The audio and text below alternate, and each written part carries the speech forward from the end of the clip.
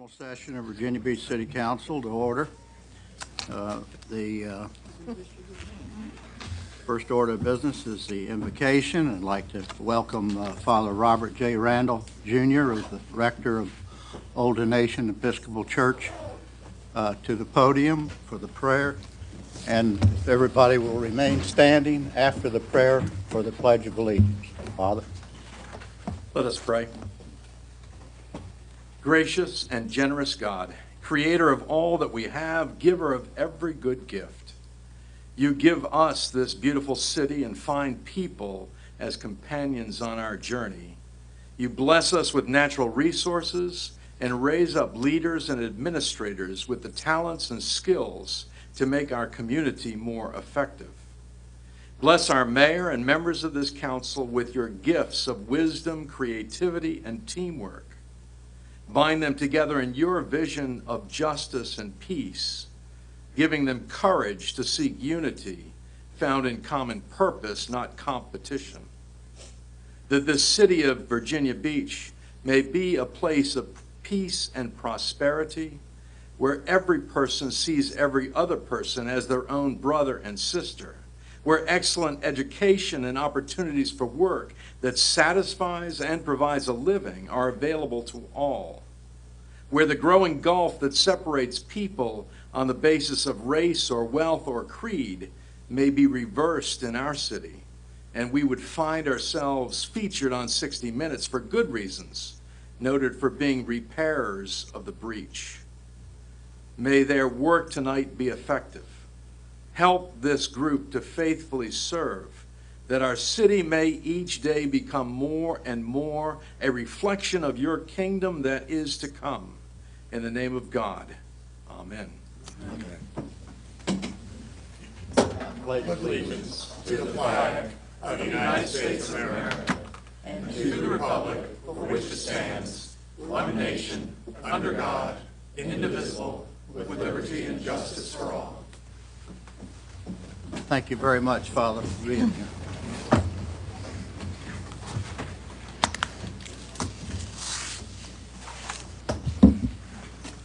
May I have a motion for the certification of the closed session? So moved.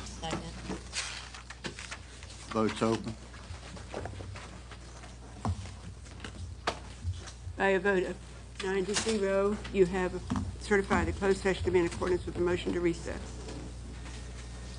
Now may I have a motion for the approval of the minutes of June 2nd, 2015? So moved.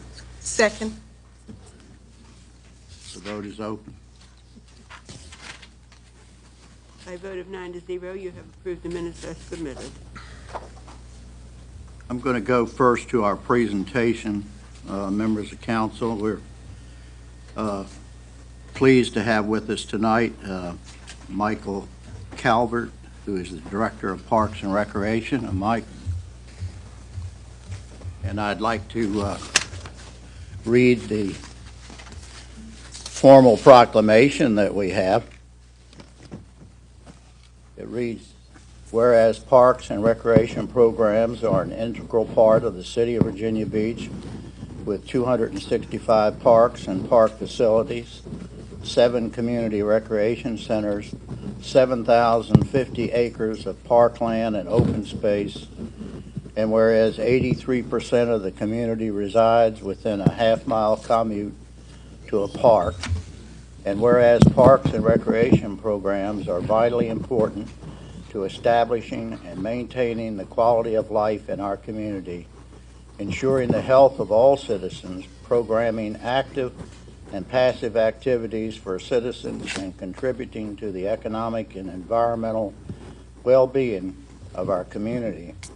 And whereas parks and recreation is an integral part of Envision Virginia Beach 2040 and contributes to the achievement of the goals and the sustainability plan. And whereas parks and recreation programs provide therapeutic recreation and inclusion services for individuals with cognitive and physical needs. And whereas the Parks and Recreation Department is the largest youth development provider in the city, serving over 8,800 children annually. And whereas parks and recreation programs increase a community's economic prosperity through increased property values, increased tourism, the attraction and retention of businesses, and crime reduction.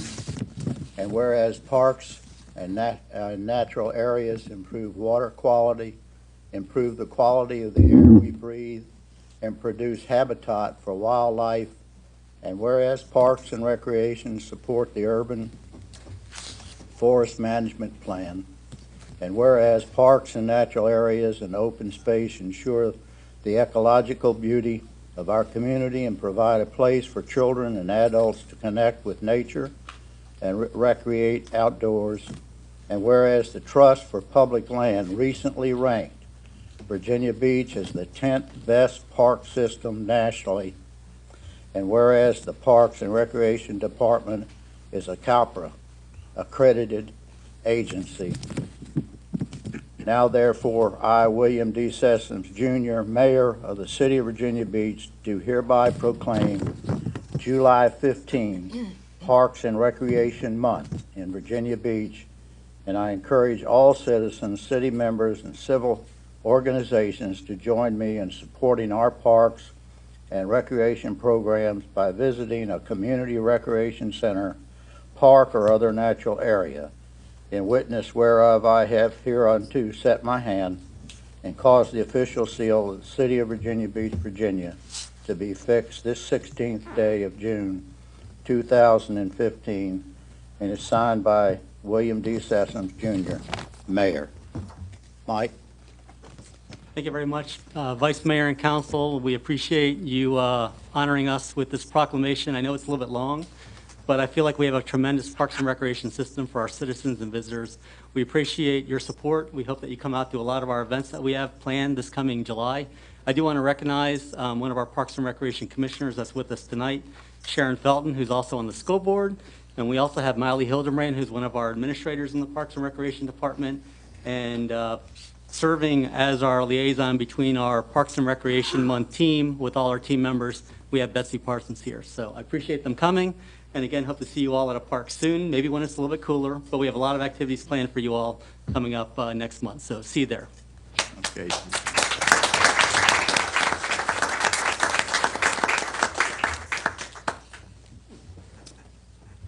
Mike does a great job. We're real proud of the job he does and his department. You have a great team. All right.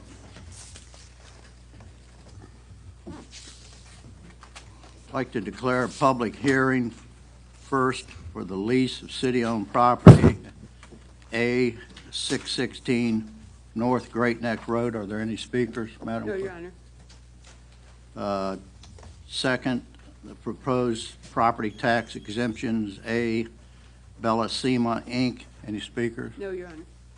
Connect with A Wish Inc. No speakers. Twasnami Softbill Corporation, No speakers. Urban League of Hampton Roads Inc. No speakers. No speakers on any of those items. No, Your Honor. All right, we'll now go to the consent agenda. Mrs. Henley, would you help us with that? Okay, first, under ordinances and resolutions, ordinances to designate certain real property as tax exempt. 1, for Bellissima Inc. B, Connect with a Wish Inc.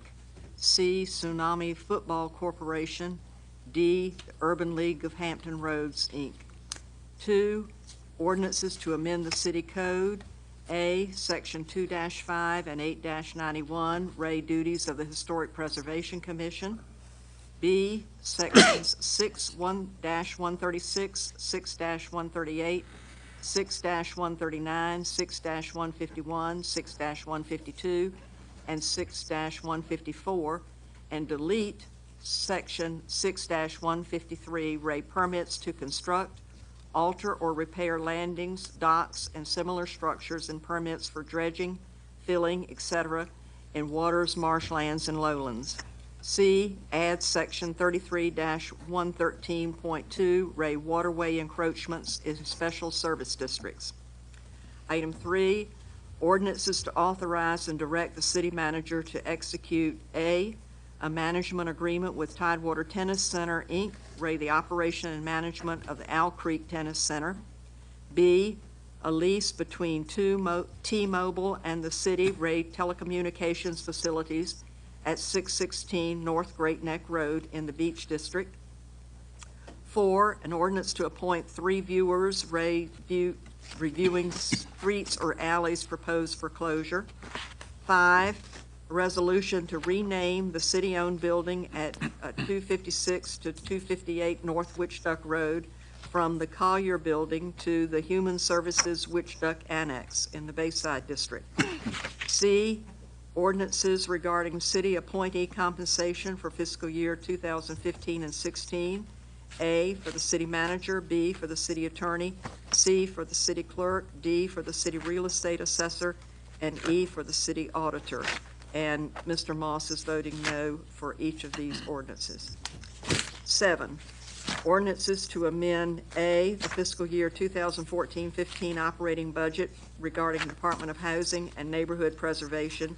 1, $145,088 transfer of community development block grant funds. 2, $25,402 to reduce appropriations for the CDBG regarding decreased revenue. And 3, $100,000 to correct an appropriation regarding program income to federal revenue. B, the project scope to expand the Commonwealth's attorneys' build-out of Judicial Center and transfer $102,291 from the fiscal year 2014-15 Commonwealth's Attorneys Federal State Seized Assets Special Revenue Fund to complete the renovation. 8, ordinances to accept, appropriate in Human Services, A, $1,791 fiscal year 2015 grant funds from the Virginia Department of Criminal Justice Services, and B, $100,730 in state revenue and $18,744 local match for additional positions. Okay. I'll declare a public hearing on planning. All right, the consent agenda will include item 2, Checkered Flag Store number 5, and Checkered Flag Motor Car Company for a modification of proffers of a conditional zoning, which was approved October of 2006, and a modification of conditions of a conditional use permit approved in 1988 and modified in 2006 regarding an addition to the existing building at 5225 Virginia Beach Boulevard in the Kempsville District. 3, approval for Rio Lynnhaven LLC and Lynnhaven Investments LLC for a modification of conditions which were approved in 1980 and modified in 1998 regarding a car wash at 1108 Lynnhaven Parkway in the Rose Hall District. 4, approval for Kings Grant Baptist Church for a conditional use permit for an open-air market at 873 Little Neck Road in the Lynnhaven District. 5, Grace Star GP2 LLC and the Terry Companies 5 LLC for a conditional use permit for housing for seniors and disabled persons between Shore Drive and Ocean Shore Avenue at Cherry Tree Place in the Lynnhaven District. Item 6, the City of Virginia Beach ordinances. A, to reference the Green City Blueway and Greenway Management Plan as a component of the comprehensive plan, and B, to amend Section 801 of the city zoning ordinance to allow veterinary establishments as a permitted use in the office districts. I move approval. Is there a second? Second. Motion's been made and second. The vote is open. By a vote of 9-0, except for the item number,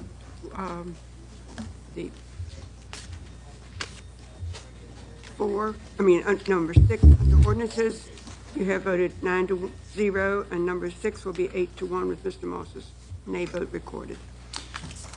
All right. Mayor, I'd Yes, like to explain my Mr. no vote if I could. I voted no on all the compensation increases for all the 5 city council appointees. It's no secret I have yet to vote for the contract renewal of the city manager or for any compensation increase for him.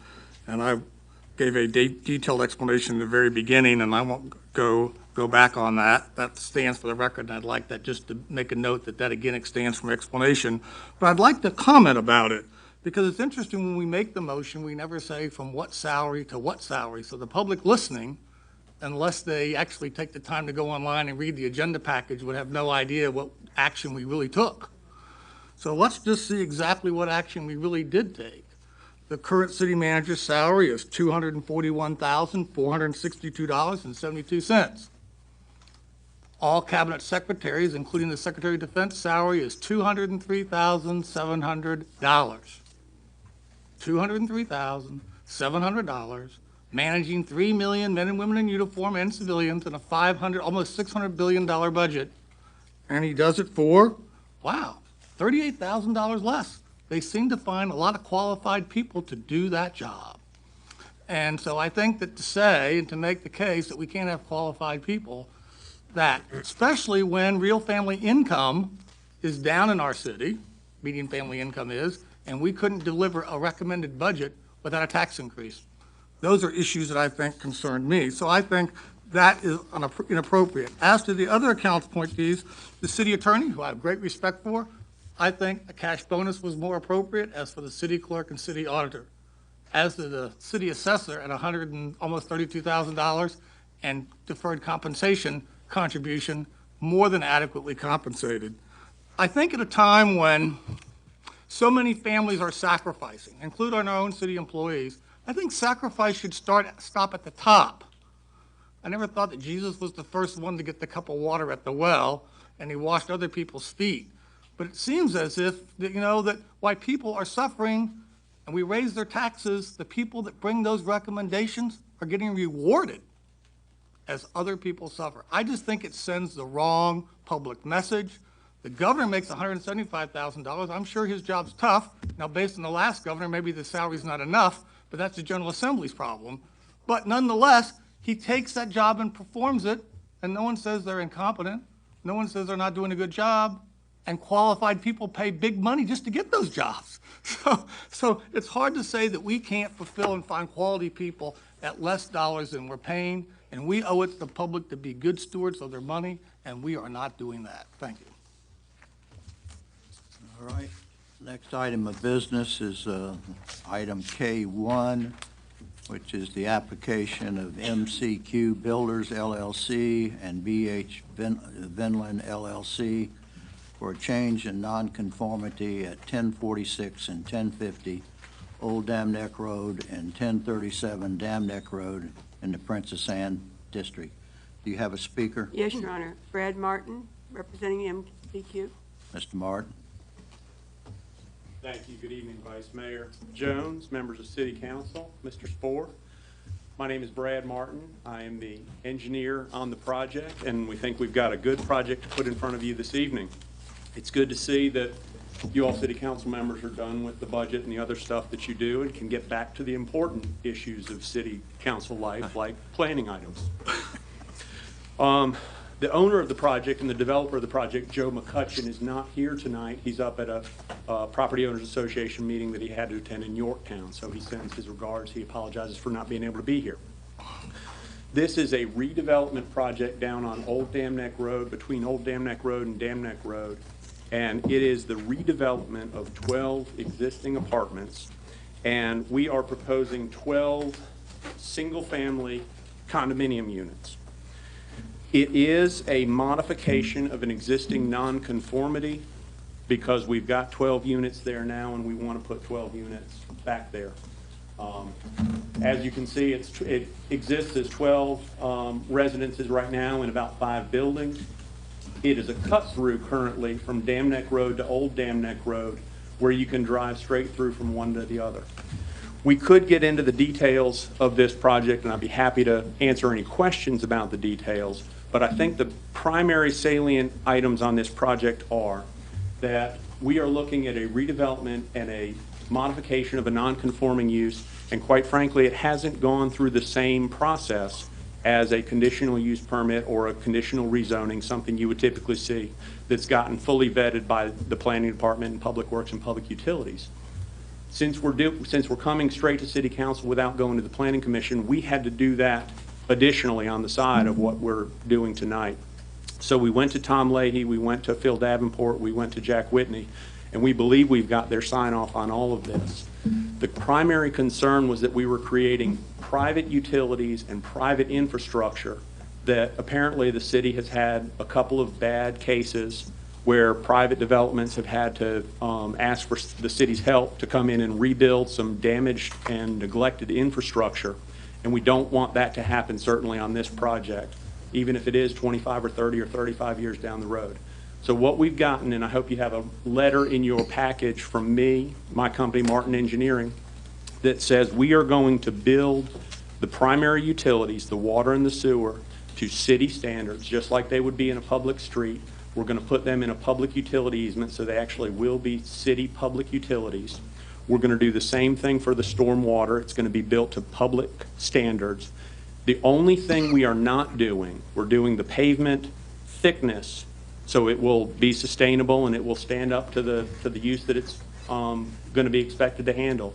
We're doing the pavement thickness to public standards, but you can see that unlike a typical public job, this does not have a big city cul-de-sac at the end of it. We are not meeting the geometric standards that would be typical for a city street. We're doing that for a couple reasons. First of all, because this is going to be a single dead-end road that is not a cut-through anymore from Old Dam Neck Road to Dam Neck Road, we didn't feel like we needed the big geometry of a city street. Also, we don't then have the stormwater considerations, so we don't have to handle that extra stormwater. And if we do a city street, it would have to be a city stormwater management pond. So we feel like we're doing all of the right things for all of the right reasons on this project. So hopefully you do have those letters and those emails that show that the folks in public utilities and public works have considered this design, have considered what we've put on the table, and I believe they're in support of it. And we are happy to do those because, again, we don't want a long-term problem for the city in 25 or 30 years. So with that, I'd be happy to answer any questions you have. We certainly think we've got a good project in front of you tonight and would really appreciate your support and your vote for approval. Any questions of Mr. Martin? Yes, Mr. Wood. Just going back to the part about the road. Right. So you're saying that because the road's not public, then that retention pond that's on the right there is a private retention pond? It's all- So it's subject to a stormwater management facility? Okay. Absolutely. It's all going to stay private. It's going to be under the private ownership of the And condominium it's inspected association. every 2 years or whatever? Exactly. Exactly. Ms. Henley? Why are you not doing this as a conventional project? Why are you doing as a non-conforming use rather than coming in for a rezoning? Absolutely. Good question. Like I say, we have 12 individual residences right now in 5 different buildings on 3 parcels of property. And we are in the greater than 75 noise zone, greater than 75 decibel noise zone. And we are very sensitive to the Navy's regulations and the Navy's restrictions. And we didn't want to come in and ask you all to approve something that would codify that density of 12 units on 3 acres on 3 different parcels. Even though we've got 12 residences there now, we're only asking for 12 residences. So we thought we were being sensitive to the Navy and didn't think that we wanted to, quite frankly, stick our thumb in their eye and say that we were going to ask for a rezoning and do something like that. Does that make sense? Well, if you think so, but I would like to ask some clarification of the city attorney's office.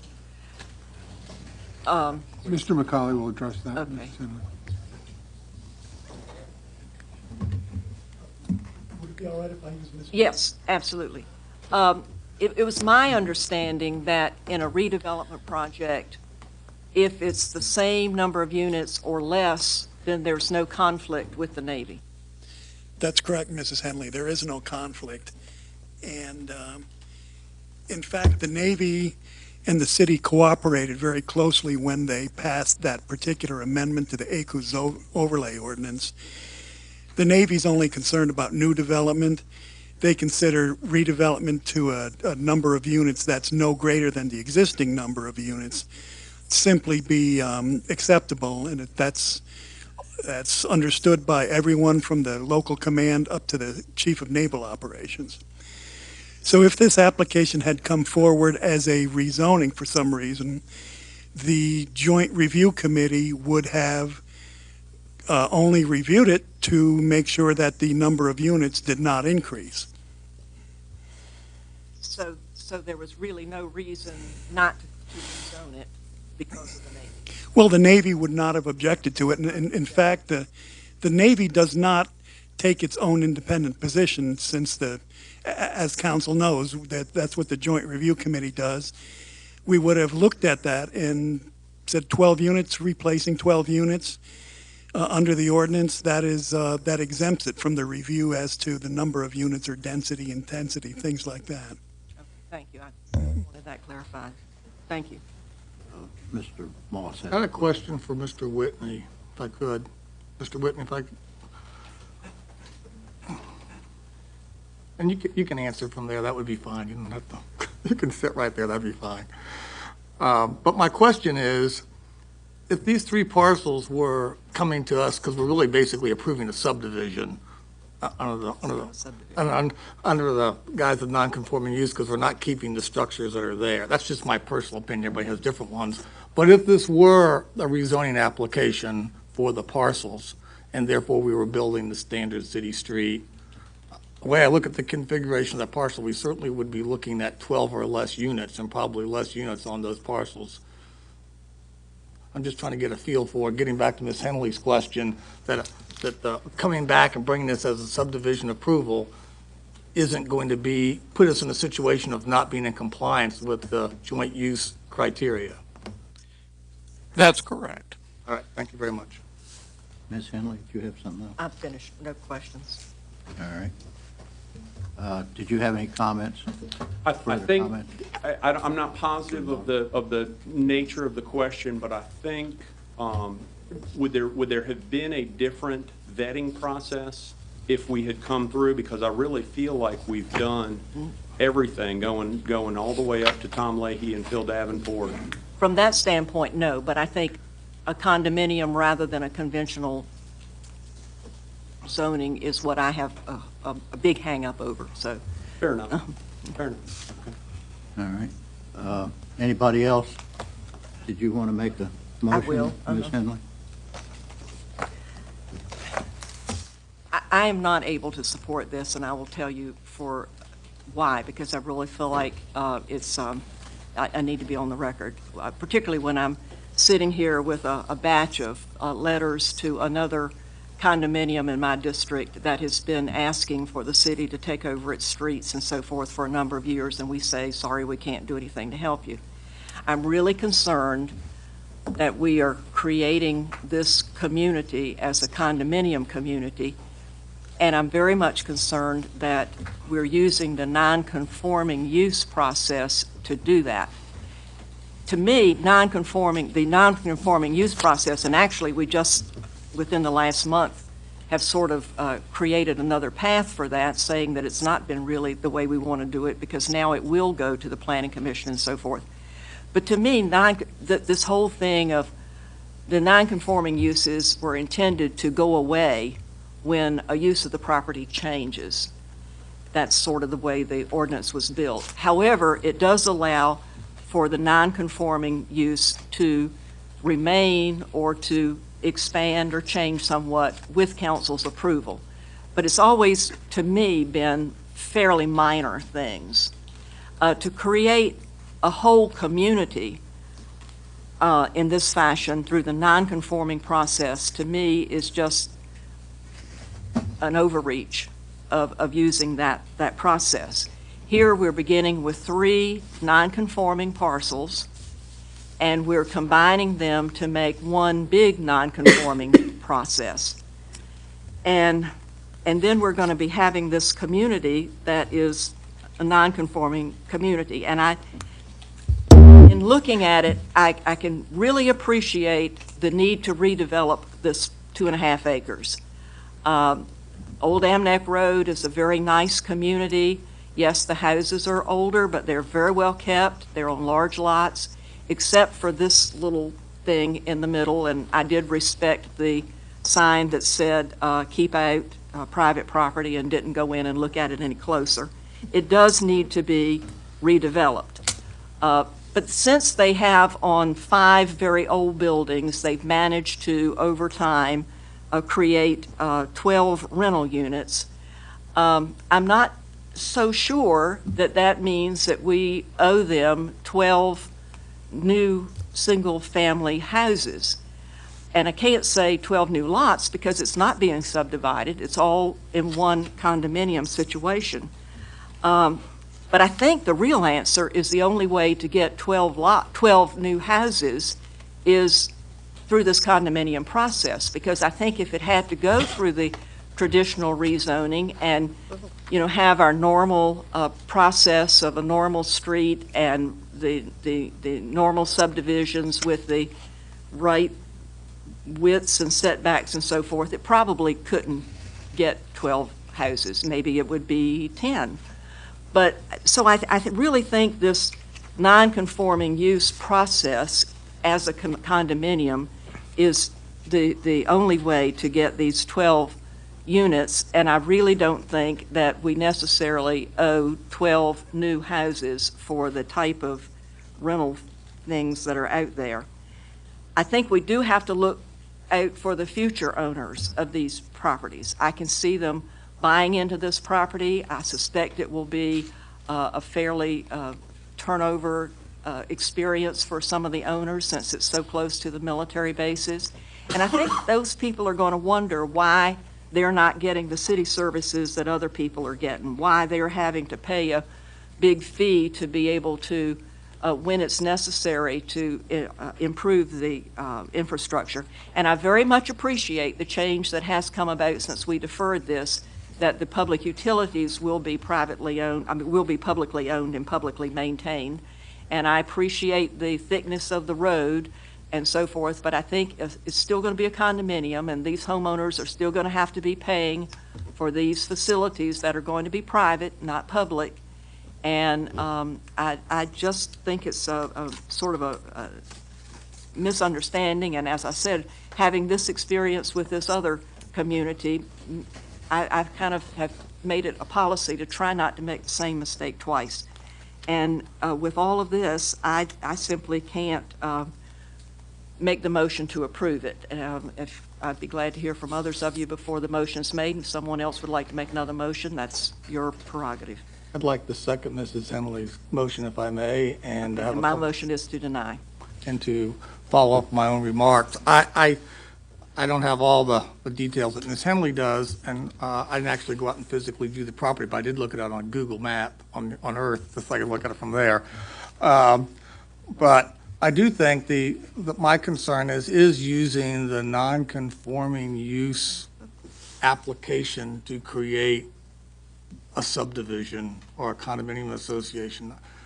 Certainly, it's a legally permissible approach, or we wouldn't be here, but I just don't think it complies with the legislative intent. And maybe we need to go back after this, however this goes and clarify that so that we don't find ourselves with this. I know we've approved them for 2 residential properties where we're moving things around small scale. We asked the question about, because we're not, treating this as traditional development would not be taking any inherent property rights away from the individual, so there's no taking implications if this by this motion to deny. But I think we look back, and some future council, when we're not here, looks back and says, why did they do that? Where are we trying to go? And this, I think, is a bad precedent to set. Independent of all the good things that they've done, doesn't change, in my judgment, the underlying point that this isn't a proper application of the non-conforming use that we have. And I'm not comfortable with it, and I think it sets a bad precedent, and I think that looking back, if we were to approve this, that a future council would say, what were they thinking? And I'd rather just not have that situation, and I'm more comfortable supporting Mrs. Henley's Motion, thank you. All right, there's a motion on the floor. Are there any comments? Yes, Mr. Earn had his hand up for. My question is to Mr. Whitney. I'm really kind of getting that the discussion really is not really about the development itself per se, but the actual process to get there. If it were to go through a rezoning, what would the new zoning be in order to accommodate the number of units that would be there? Or is that not a quick? That's a little bit speculative on our part, but the new process for non-conforming uses would have them all go through the planning commission prior to being heard by the city council. We would look at a number of options with the applicant, as we typically do, to try to accommodate a site plan that's workable, that's consistent and compatible with the surrounding neighborhoods, that meets all of our existing development review requirements and policies, and bring that back to you through that process. As you know, and as I have said to the council very recently, is one of the last ones you're going to see before that process changes. In this particular instance, we've got in our review a redevelopment of an existing, somewhat distressed piece of property that has issues not only with compatibility with traffic and a number of others. What we think we have in front of you now is a better situation, a significant improvement over the conditions that currently exist on the property. We have worked extensively with the applicant to come up with buffering, stormwater management, other aesthetic considerations, including building elevations, which we don't have at this point for what's out there now. And we think in sum total, and obviously as Mr. McCauley represented, with the Navy, making sure that there's no discretionary increase in incompatible uses in that particular zone. So on balance, it's staff's opinion that it's a significant improvement over the existing condition and represents something that we felt like we could support under the existing opportunities available to this applicant and others with respect to the non-conforming use policy. So I know that, and maybe we don't really need to know that if you can't give an answer to what the. We did some calculating while Mr. Whitney was talking. To do this particular development on this particular acreage with a rezoning, you would need an R5D rezoning with a planned unit development 2 overlay. It comes to about 4.5 units per acre, and that would be the only way to do it in a rezoning scenario. 4.5 units per acre, so that would be a total of how many units? For the 12, to do that development on that acreage would take R5D PDH2 overlay to get that, because they're not on. Yeah, and we haven't done with that PDH2. You have to have 15% open space. I think they probably meet that, but we haven't calculated in detail on that. And if, Mr. Vice Mayor, it's related to a follow-up question, if I could. So if it were denied this evening, does the applicant have the opportunity to go through that process to have it rezoned, or do they have to wait a period of time to do that? And what's weighing on me is. Advice of our attorney would be that there would be no waiting period. They could reapply. I mean, what's weighing on me is that, when you look at what condition exists there today, it's clearly not what it is that we'd like to see. And, if we deny it, my concern is that we're going to be stuck with what we got. So, all right, thank you. Mr. Wood? Yeah, and I agree with what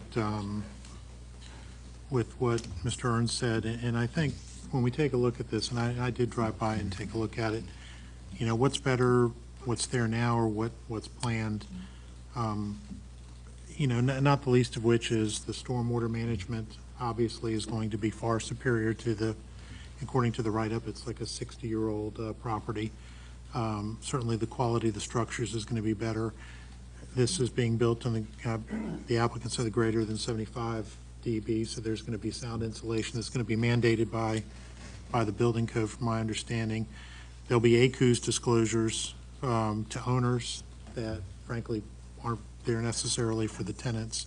So I think in the whole, that certainly is positive with that. You know, I understand the heartburn about the use of non-conforming use, but I think, as Mr. Whitney pointed out, you know, we've changed that. So we do that, and no district is more impacted by non-conforming uses than mine because of all the old properties at the north end of the beach that end up having, you know, 2 and 3 structures on a single-family thing. So I certainly support that because, you know, we have very active civic leagues at that end.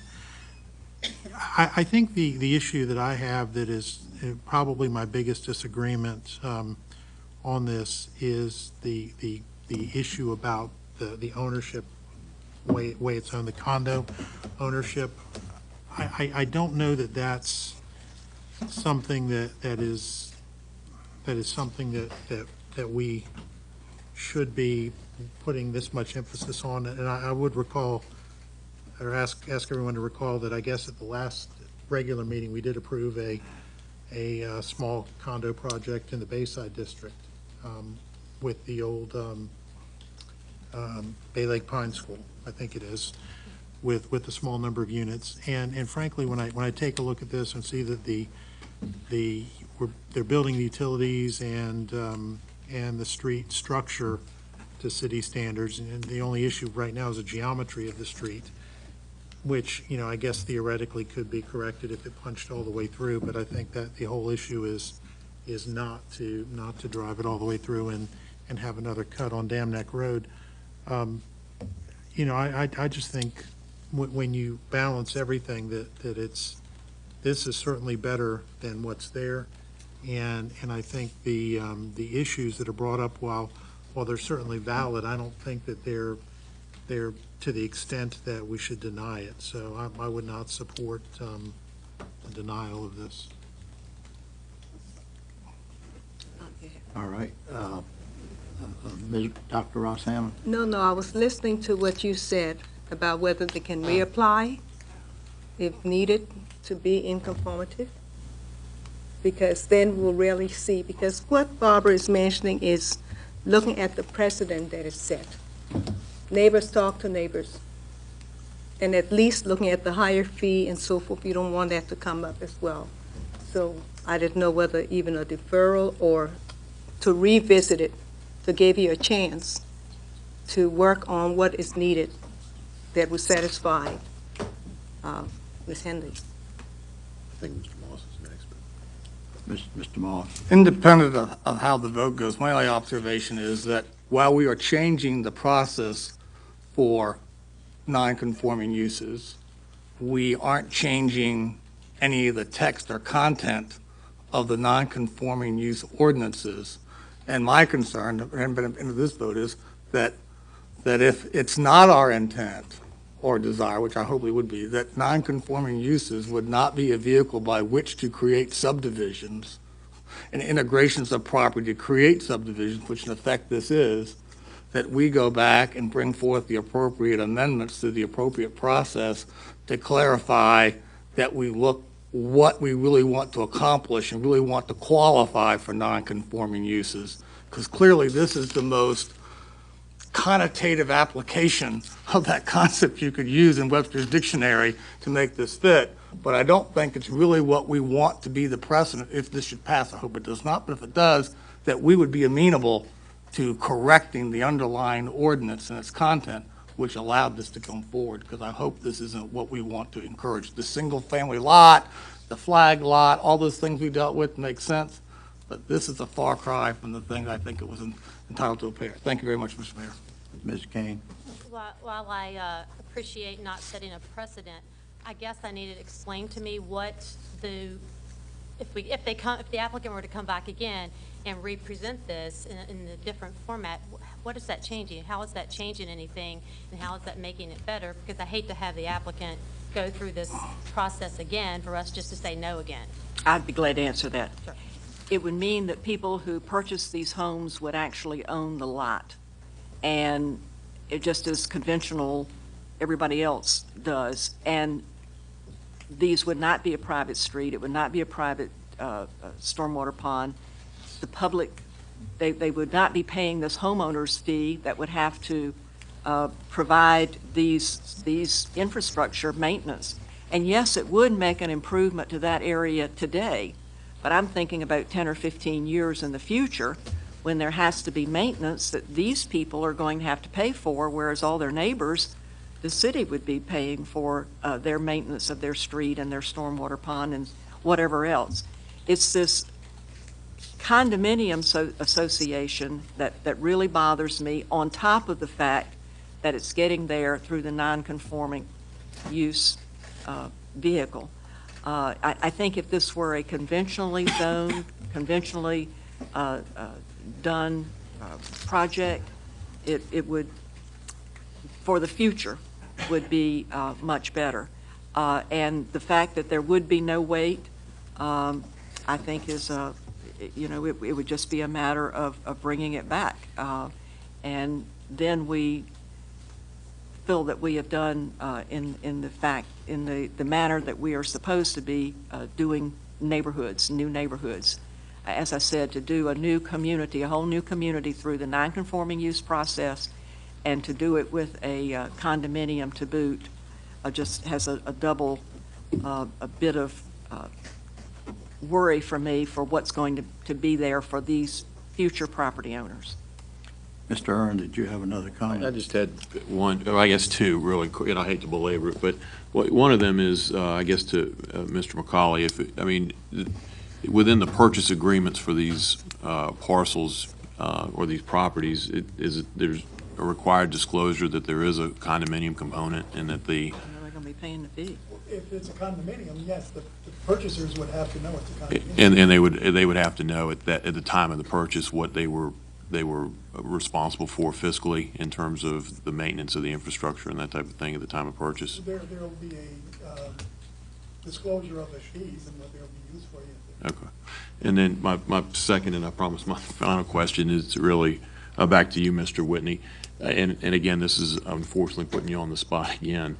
But if this were to go through a rezoning, what is your gut feeling of what would really look different than what it is that we have here today, as opposed to what would come out through that process? It would have to conform to the requirements of the zoning district that Ms. Lasley identified for you earlier. It would have to conform with all of the requirements for street width, pavement sections, all of that. Open space, stormwater management, all of that. And whether or not the net yield is exactly what they may enjoy under this approach would be something we'd have to carefully look at. It may be a difference of a couple, 2, 3, 4 units. Thank you. Can I answer that question? No. All right, is there any further discussion? All right, the vote's open. Okay, for denial. By a vote of 5 ayes, 3 noes, you have denied the application.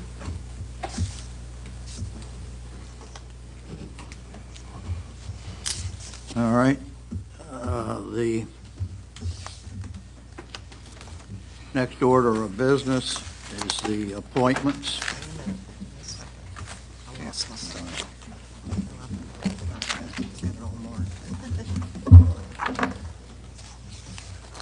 I'm not doing a very good job of substituting for the vice mayor here. You're better looking. Take your time. Okay, it's here. She's a lady. Yes, you better look. I know, I'm supposed to be better at By this. default. Mrs. Henley, would you like my copy? I've got it, but I don't have my notes on. I need the one that's got my like notes. mine? No, it's got your notes. Okay. For the Arts and Humanities Commission, we will reappoint Brian Kerwin for a 4-year term. For the Bayfront Advisory Commission, to reappoint Norman Carrick and Faith Christie for 3-year terms. For Beaches and Waterways, to reappoint Charles Guthrie, Paul Hamaker, Christopher Jacobs, Patricia Keeley, and Wesley Lane for 3-year terms. For the Human Rights Commission, we are reappointing Beatrice Amberman and Sylvia Neary Strickland for 3-year terms and appointing Mary Mathena to an unexpired term. For the Process Improvement Steering Committee, we're appointing Brad Martin. For the Public Library Board, we're appointing Dr. Michael G. Daniels for the unexpired term of Mr. Hood. We're reappointing Dr. Michael Summers for a 3-year term, and we're appointing Dr. Mamie L. Johnson for the unexpired, to replace Ms. Woodhouse in her term. For the Tidewater Community College Board, we are reappointing Rebecca Chalmers. And for the Towing Advisory Board, we're reappointing Ernest A. Cooper. I'll move these approvals. Any further nominations? If not, the vote's open. By a vote of 9-0, you have appointed those named by Mrs. Henley for the terms designated. Is there any further business to come before the council? If not, meeting's adjourned.